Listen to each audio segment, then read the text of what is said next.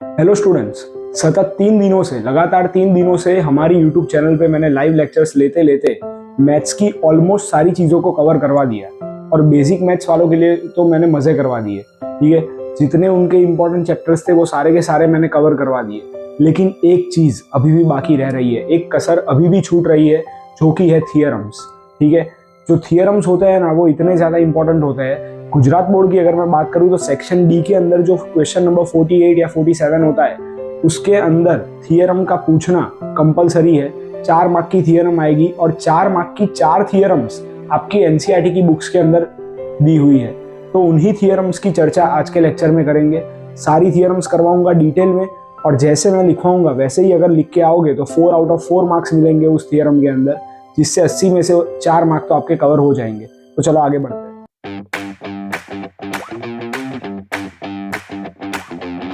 Hello friends and students, welcome back to our YouTube channel style smart education. My name is Neel Sanghvi और आज मैं standard 10 के लिए इतनी अच्छी वीडियो लेकर आया हूं क्योंकि इस वीडियो के अंदर मैं आपके 80 में से 4 मार्क्स की प्रिपरेशन करवाने वाला हूं। और वो 4 मार्क्स होंगे कौन से चीज के बेस पर? थियरम्स के बेस पर। आपकी एनसीईआरटी की जो मैथ्स की बुक है उसके अंदर 4 मार्क के 4 थियरम्स दिए गए हैं। उन चारों थियरम्स को विद सोल्यूशन एकदम प्रॉपर तरीके से आज मैं एक्सप्लेन करने वाला हूँ। और एक एक चीज जो मैंने लिखी है बोर्ड पे, वही चीज अगर आप पेपर में उतार कर आए उसी लेंथ से उसी वे में, तो 4 में से 4 मार्क्स आपके पक्के हो जाएंगे। तो सबसे पहले थियरम की बात कर लेते हैं। थियरम 6.1 आपका जो चैप्टर नंबर 6 है, लाइंस एंड एंगल, स्टैंडर्ड 10 के लिए, उसके अंदर ये थियरम सबसे पहले दी गई है। Most IMP theorem. इस थियरम का दूसरा नाम है BPT theorem, basic proportionality theorem. ठीक है, और कभी कभी क्या है कि एग्जामिनर जब भी क्वेश्चन पूछता है तो या तो आपको ऐसा बोलेगा कि भाई एक्सप्लेन बीपीटी थियरम, जो कि है थियरम 6.1, या फिर आपको ये वाली इक्वेशन जो मैंने लिखी है, ये पूरी की पूरी इक्वेशन, ये पूरी की पूरी स्टेटमेंट लिख कर दे देगा। ठीक है, ज्यादातर अगर मैं ये थियरम की बात करूं तो इस थियरम के अंदर स्टेटमेंट्स कम लिखी होती है। डायरेक्टली आपको बता दिया गया होता है कि बीपीटी थियरम को प्रूव करो, या फिर बेसिक प्रोपोर्शनलिटी थियरम, या फिर थेल्स थियरम को समझाओ। लेकिन अगर स्टेटमेंट लिखी होगी तो ये वाली होगी, और वैसे भी आपको ये स्टेटमेंट याद तो करनी ही पड़ेगी। सो समझ लेते हैं। If a line is drawn parallel to one side of a triangle, जैसे कि यहाँ पे मैंने इसकी छोटी सी फिगर बनाई है। एक ट्राइंगल है, ट्राइंगल पे यहाँ पे एक लाइन मैंने पैरेलल बनाई है इसके बेस से। ठीक है, तो a line is drawn parallel to one side of a triangle, जो कि उसका बेस है। बीसी से पैरेलल मैंने बनाया DE, to intersect the other two sides in distinct points. Distinct point का मतलब इक्वल पॉइंट्स। इक्वल पॉइंट्स पे इंटरसेक्ट करने के लिए मैंने यहाँ पे लाइन बना दी। तो यहाँ पे एक पॉइंट बना ई और यहाँ पर एक पॉइंट बना डी। ठीक है, फिर the other two sides are divided in the same ratio. ऐसा बोला है कि उससे जो दो अलग अलग साइड्स बनेगी वो सेम रेशियो में डिवाइड होगी, वही आपको प्रूव करके बताना है। जिनको पता नहीं चला है सम को देखो, आराम से पता चल जाएगा। कौन सी चीज दी गई है? Given DE is parallel to BC, और प्रूव करना है AD upon DB is equals to AE upon EC. ठीक है भाई, वो तो हमें पता चल ही गया है, फिगर देख के भी पता चल ही गया होगा। अच्छा, जिन लोगों ने ये फिगर को देखा है, वैसे दिखने में ये फिगर बहुत ही ज्यादा छोटी है, लेकिन एक चीज जो इसके अंदर ध्यान रखना है वो है यहाँ पे जो 90 डिग्री के एंगल्स बने हैं, वो अगर नहीं किए होंगे तो हाफ मार्क्स एग्जामिनर काट सकता है आपका। ठीक है, और ऐसे तैयारी करो कि 4 में से 4 ही आ जाए, फिर इसमें से कोई भी कॉम्प्रोमाइज ना करना पड़े। सोल्यूशन देख लेते हैं। हमें ट्राइंगल का एरिया तो पता ही है कितना होता है, हाफ इंटू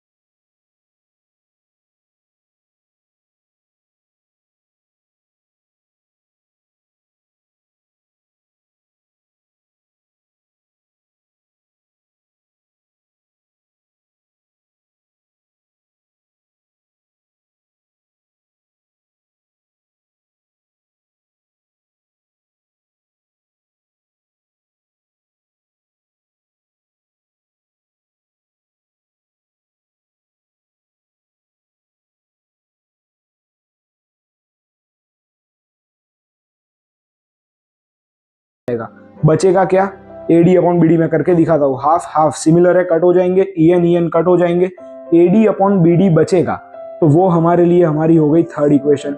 ठीक है भाई, तो इन दोनों को जो प्रूव करना था, AD upon DB equals to AE upon EC, उसमें से जो पहली वैल्यू है वो तो मेरे पास आ चुकी है। ठीक है, एडी अपॉन बीडी आ चुका है।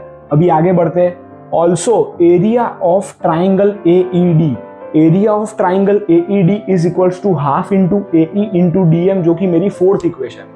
ठीक है भाई, एई और डीएम कहां से आया, तो आप देख सकते हो यहाँ पे एईडी एक ट्राइंगल बन रहा है जिसमें एई बेस है दिख रहा है और डीएम उसकी हाइट है, इमेजिनरी लाइन करके हमने बनाई है। ठीक है भाई, तो half into AE into DM, और area of triangle CED, CED उसके एग्जैक्ट नीचे बना हुआ है, तो ये जो सीईडी है उसका बेस भी फिक्स है। सामने जो डीबी के अंदर क्या था, डीबी या फिर बीडी, जो भी बोलना है बोल सकते हो, वो बेस था, वैसे यहाँ पे भी ईसी या सीई ही बेस रहेगा, तो मैंने इसलिए यहाँ पे ईसी लिखा है। लेकिन मैंने बोला था ऊपर वाले नीचे वाले दोनों की हाइट तो सेम ही होगी। ठीक है, क्योंकि नीचे ऊपर डिस्टिंग पॉइंट से नीचे नहीं है, तो नीचे वाले की हाइट नहीं पता, तो उसको हम ऊपर वाले की ही अज्यूम करेंगे। तो फोर्थ इक्वेशन बन गई, फिफ्थ बन गई। यहाँ के जैसे ही same to same from equation 4 and equation 5 we get area of triangle AED upon area of triangle CED, half into AE into DM upon half into EC into DM, half half cut, DM DM cut, AE upon EC बचा, वो बन गई मेरी equation number 6। अभी simple, now from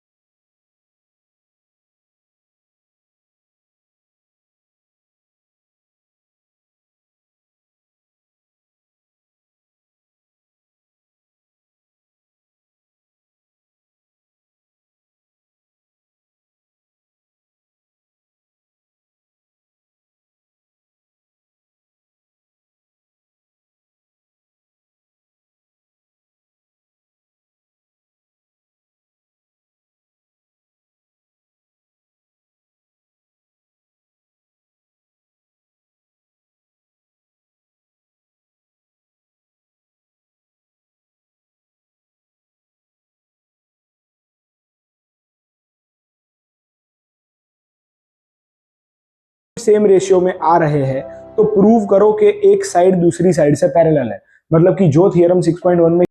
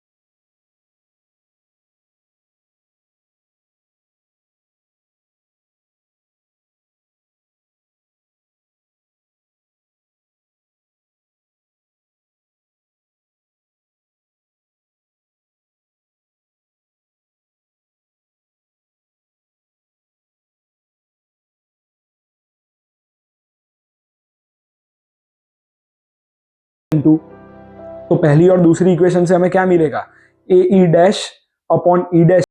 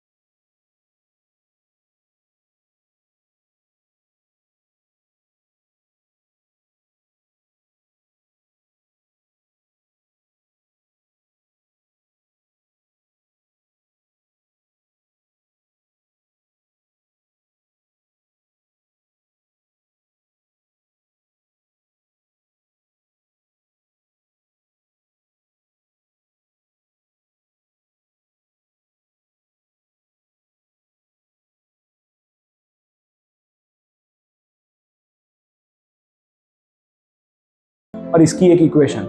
बाकी तो ये solution आपके सामने इजी है, 6.1 का ही उल्टा है, दोनों के कंसेप्ट सेम है। ठीक है भाई, अभी थर्ड सेकंड लास्ट थियरम के तरफ आगे बढ़ते हैं, जो है चैप्टर नंबर 10 सर्कल में से। देखते हैं उसके अंदर क्या है। ओके, सो आगे बढ़ते हैं थियरम 10.1 की तरफ। अभी यहाँ पे देखो, यहाँ पे थियरम 10.1 जो दी गई है ना, इसका कोई अलग से नाम नहीं है। यहाँ पे सीधी सीधी इक्वेशन, सीधा सीधा स्टेटमेंट दिया होगा जो आपको एग्जाम के अंदर दे ही देंगे। हाँ, थोड़े बहुत वर्डिंग्स अलग करके दे सकते हैं, लेकिन वो तो आप समझ सकते हो। ठीक है भाई, तो अभी क्या है एग्जैक्ट इसकी सिचुएशन समझ लेते हैं। The tangent at any point of a circle is perpendicular to the radius through the point of contact. ठीक है भाई, जिन लोगों को नहीं पता टेंजेंट का मतलब, उन लोगों के लिए टेंजेंट का मतलब क्या होता है कि ऐसी कोई लाइन जो सर्कमफरेंस ऑफ द सर्कल को पास ऑन करके जा रही है। जैसे कि यहाँ पे इसकी फिगर दी गई है, एक सर्कल मैंने ड्रॉ किया है। हाँ, एग्जाम के अंदर राउंडर से ड्रॉ करना है, यहाँ पे मैंने रफली ड्रॉ कर दिया है। तो ठीक है भाई, तो यहाँ पे सर्कल ड्रॉ किया है, यहाँ पे एक्स वाई जो लाइन बन रही है वो सर्कमफरेंस को टच करके जा रही है, तो वो मेरे लिए क्या हो गया, टेंजेंट हो गया। अभी बोला क्या है कि tangent at any point of a circle is perpendicular to the radius through any point of the contact. मतलब कि यहाँ पे रेडियस दिया है ओपी, तो ओपी और एक्स वाई जो टेंजेंट है, मतलब कि रेडियस और टेंजेंट हमेशा एक दूसरे से क्या होंगे, परपेंडिकुलर होंगे। क्या होंगे, परपेंडिकुलर होंगे। ठीक है भाई, प्रूव कैसे करेंगे, तो पहले गिवन क्या है लिख देते हैं, जो हमारी प्रोसीजर है, गिवन टू प्रूव सोल्यूशन। ठीक है, तो गिवन है a circle with a centre O, एक सर्कल ड्रॉ किया है सेंटर ओ की तरह, ओ के साथ, और एक और इन्फॉर्मेशन दी है कि tangent X Y at any point of contact P. मतलब एक्स वाई बनाया है टेंजेंट और बीच में एक पॉइंट ऑफ कॉन्टेक्ट हो रहा है पी से। ओके,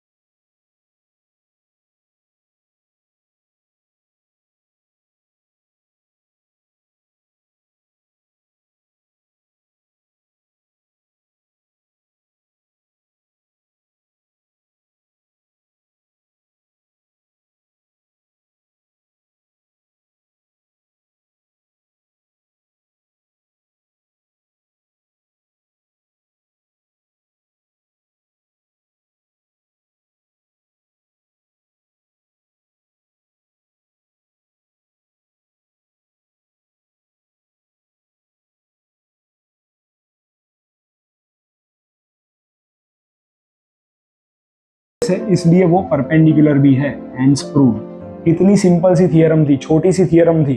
ठीक है भाई, याद रह जाएगी। वर्डिंग सिर्फ यही रखना, थोड़ा सी स्टेटमेंट ज्यादा है। इसके पहले की दो थियरम्स में क्या था कि नंबरिंग थोड़ी ज्यादा थी, इक्वेशंस बनाने की आती थी, लेकिन यहाँ पे थोड़ी सी स्टेटमेंट्स का यूज ज्यादा किया है। तो वर्डिंग्स को याद रखना, हर एक वर्ड को याद रखना, तो आपको बहुत हेल्प होगी।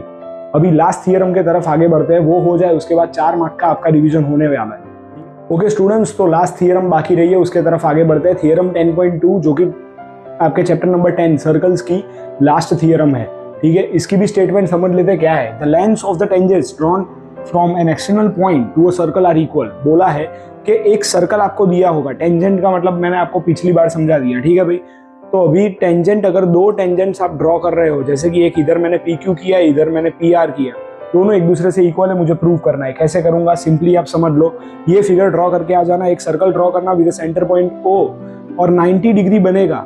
टेंजेंट्स जब भी बनते हैं तो रेडियस और टेंजेंट जब एक पॉइंट ऑफ कांटेक्ट पे आते हैं ना, तो whether it is a perpendicular और not, 90 degree is compulsory to be made. 90 degree बनाना ही पड़ेगा, वरना मार्क्स नहीं मिलेंगे। गिवन में क्या क्या है, a circle with a centre O and P lies outside the circle. ठीक है भाई, मतलब कि एक सर्कल दिया है सेंटर पॉइंट ओ के साथ, और पी जो वैल्यू है वो बाहर दी है सर्कल के। प्रूव करना है P Q equals to P R. Solution दिया है, as we know P Q and P R the tangents. Angle O Q P 90 degree होगा और ओ आर पी भी 90 डिग्री होगा। वो तो मैंने आपको बता दिया कि जब भी रेडियस आएगा तब हमें 90 डिग्री बनाना ही पड़ेगा, तो वही चीज मैंने यहाँ पे लिख दी है। अभी मैं क्या करूंगा, ज्वाइन कर दूंगा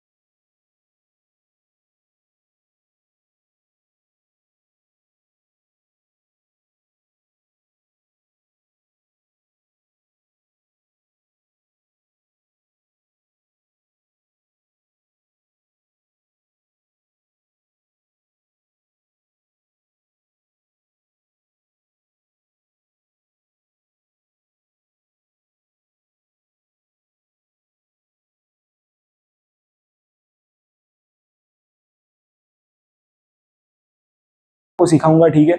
अभी के लिए तो मैंने आपको थियरम सारी सिखा दी है। आपके फ्रेंड्स को ये वीडियो खास शेयर कर देना, सबको थियरम्स में कोई भी डाउट होने नहीं चाहिए। इवन जो बच्चे 9th स्टैंडर्ड से 10th स्टैंडर्ड में अभी अभी आए हैं उनके लिए भी ये बहुत ही ज़्यादा अच्छा वीडियो है कि पहले महीने में ही आपको पता चल जाएगा कि भाई थियरम्स की क्या इफेक्ट होती है, और पहले ही आप समझ जाओगे, ईयर के एंड तक तो सब कुछ पक्का हो जाएगा, ठीक है भाई। तो मिलते हैं नेक्स्ट वीडियो में। अगर वीडियो पसंद आया हो तो लाइक करना, और प्यारी सी कमेंट तो कर ही देना एक, और चैनल पे नए हो तो सब्सक्राइब कर देना, और जितना बने इतना वीडियो को शेयर करना। Okay bye, thank you.